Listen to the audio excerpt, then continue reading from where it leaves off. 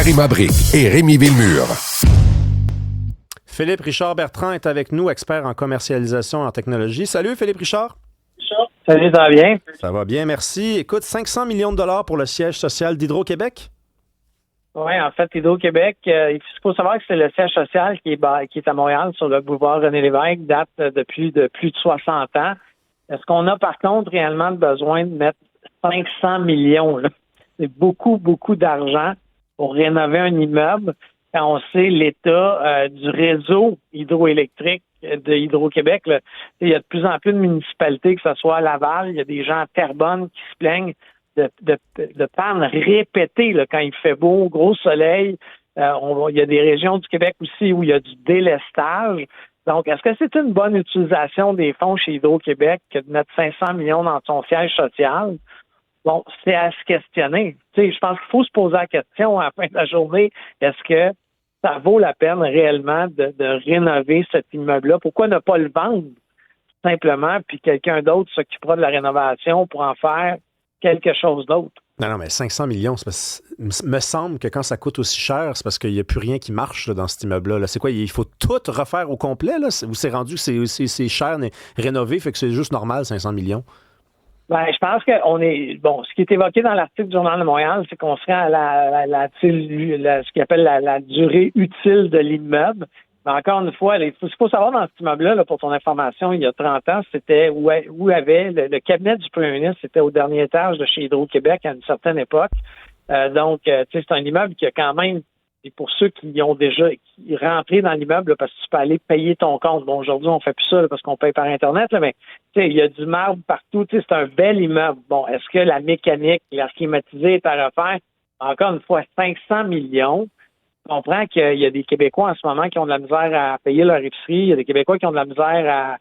Est-ce que c'est une bonne utilisation des fonds publics du gouvernement?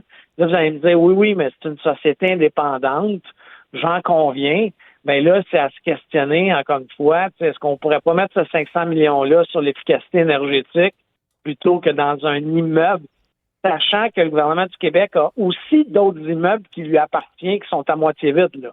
Donc, c'est vraiment ridicule que des fois, on dirait que le gouvernement ne parle pas à ces sociétés d'État, ou est-ce que le gouvernement coupe partout, mais pas de l'argent dans ces infrastructures névralgiques comme les routes, les aqueducs, mais 500 millions dans le siège social d'Hydro-Québec.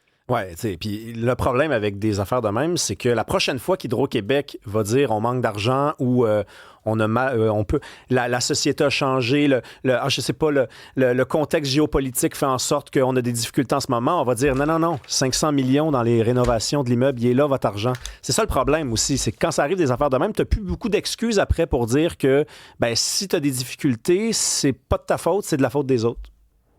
Oui, et puis encore une fois, dans une entreprise privée, à un moment donné, tu fais un exercice de rentabilité. Je suis pas en train de dire que l'immeuble est bien pour les employés. Je fais juste dire est-ce que c'est une bonne utilisation des fonds quand ta business chez Hydro-Québec, c'est de fournir de l'électricité, puis tes clients sont de plus en plus insatisfaits. Avant de faire un immeuble, si on était dans une entreprise privée, on s'occuperait davantage de l'efficacité de distribuer l'électricité à ses clients que de se payer de somptueux bureaux pour les cadres d'Hydro-Québec. Là.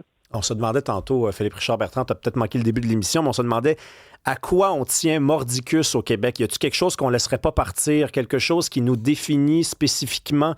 Hydro-Québec, peut-être que c'est une réponse à ça. Peut-être qu'Hydro-Québec, on est prêt à accepter toutes sortes d'affaires, y compris des rénovations à 500 millions de dollars, parce qu'on se dit, c'est un fleuron. Hydro-Québec, c'est les années 60, c'est les années 80, c'est les grands chantiers. Peut-être aussi que ça nous empêche de réfléchir sereinement à des décisions que cette organisation-là prend, parce qu'elle a comme des passe-droits. Hydro-Québec, c'est le Québec. Oui, il faut juste faire attention, par contre, parce que j'en ai parlé souvent. Est-ce qu'on est obligé de détenir 100% d'Hydro-Québec? Je ne pense pas.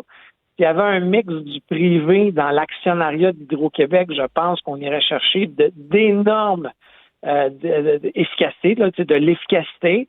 Par contre, c'est sûr qu'il faut que le gouvernement du Québec détienne à tout jamais 51%, parce que là, on parle de notre sécurité électrique, là, d'approvisionnement en énergie. Des fois, la CAQ nous a inventé des mots avec la sécurité économique du troisième lien, là, mais pas d'électricité, il n'y a pas grand-chose qui fonctionne. Là. Regardez ce qui se passe à Cuba. Là.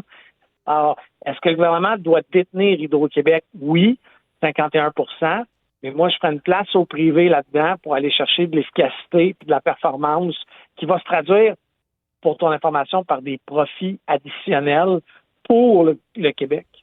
Parle-moi des banques. Il y a des banques qui remboursent leurs victimes à condition que... Silence, dis-le. Oui, dis-le c'est pas. vraiment spécial, ça, parce que tu comprends que les gens doivent se battre pour se faire rembourser. Il y en a, pour certains, là, ça se fait pas en 2 appels. Là, ça dure 1 an. Beaucoup de ceux qui se sont fait rembourser, c'est que le Journal de Montréal, Cube Radio ou TVA a été impliqué, dans le sens que il y a eu une dénonciation, on a parlé de l'histoire, et là, bizarrement, la banque décide de débloquer les fonds, mais elle leur fait signer un accord de confidentialité.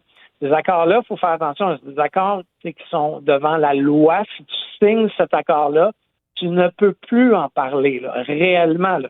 Ça va tenir devant un tribunal ou devant les tribunaux si tu te sors de cet accord-là. Mais tu comprends qu'est-ce que ça veut dire? C'est de plus en plus fréquent. C'est de plus en plus épeurant. Moi, ça m'est arrivé il y a à peu près 1 mois où est-ce qu'on m'a appelé pour me dire que j'avais été fraudé. C'était carrément marqué le nom de ma banque sur mon afficheur. Quand tu rappelles au numéro, c'est ta banque réelle qui répond. OK? Moi, j'ai juste dit, hey, je vais vous rappeler. J'ai rappelé, puis je suis tombé sur ma vraie banque, parce que j'ai rappelé le numéro qu'il y avait à l'afficheur. Par contre, ils m'ont dit, rendu à ma vraie banque, on ne vous a pas appelé, M. Bertrand. C'est une tentative de fraude à votre égard. Alors, c'est rendu de plus en plus sophistiqué.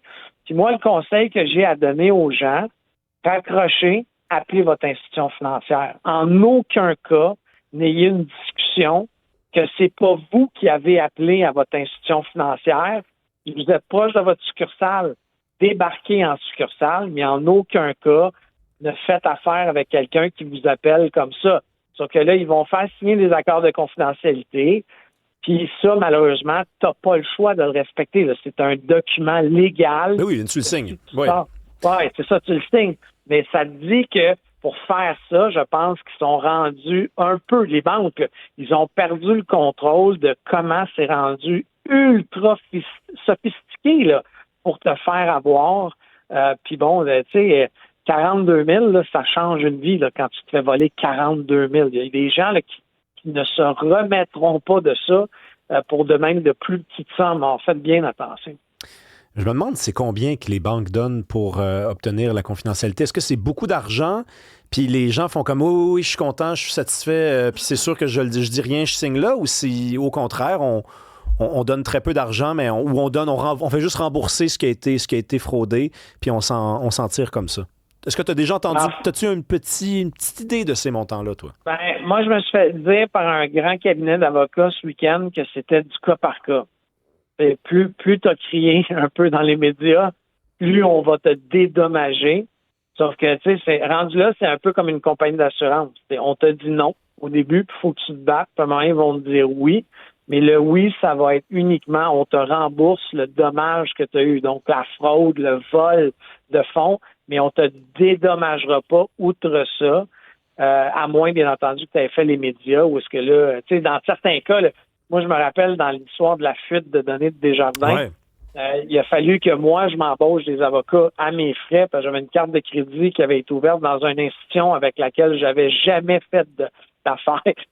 C'est moi qui a fallu qu'ils me battent pour qu'ils ferment la carte de crédit et que de l'enlever de mon dossier de crédit.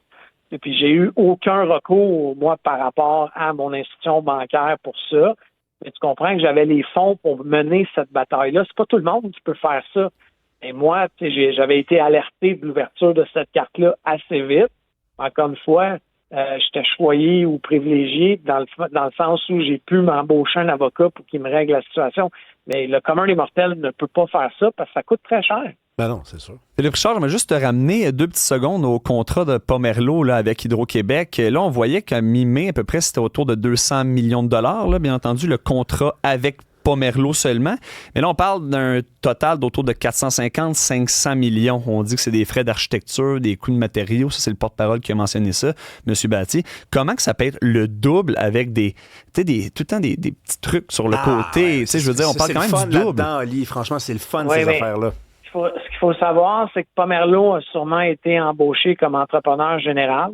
Donc, Pomerleau va superviser les travaux, faire certains travaux, mais Pomerleau n'est pas, là, je les connais pas assez, mais je doute qu'il soit responsable de la ventilation. Ils vont pas fournir l'équipement de ventilation. Ils vont pas fournir les plans architecturaux. Ils vont pas fournir le mobilier. Ils vont pas. Donc, tout ça, c'est des coûts qui s'additionnent à tes coûts d'entrepreneur général. L'entrepreneur général, c'est le maître d'œuvre, c'est lui qui va superviser les travaux, s'assurer que les factures sont payées, mais généralement, dans la construction, c'est connu que c'est le double. Ce qui veut dire que si ton entrepreneur général fait 200 millions, on fait x2, approximatif, c'est le coût de construction. Puis bon, c'est une construction qui va se baser aussi, ça ne se fera pas en quelques mois. Là, on parle de travaux de 5 ans. Donc, ils ont sûrement aussi ajouté à ça l'indice des prix à la consommation. Donc, une augmentation de 2% minimum à tous les années, si c'est pas 5 ou 10. Donc, tout ça fait en sorte qu'on avoisine un projet de 500 millions. Mais encore une fois, même si c'était 200 millions, est-ce qu'on a l'argent pour faire des travaux de réfection de 200 millions quand certains des édifices qui appartiennent déjà au gouvernement sont disponibles? Faites juste vendre l'immeuble. Non, mais Philippe Richard, on en a de l'argent. Arrête. T'es drôle, toi. Il y en a partout de l'argent. Moi, j'en vois partout. Le monde dit qu'il n'y a plus d'argent, mais j'en vois partout. On l'imprime toujours pas, cet argent-là. Il existe. Hein? Merci. Ben, effectivement, on a une imprimante magique. OK, merci, Philippe Richard Bertrand. Ah,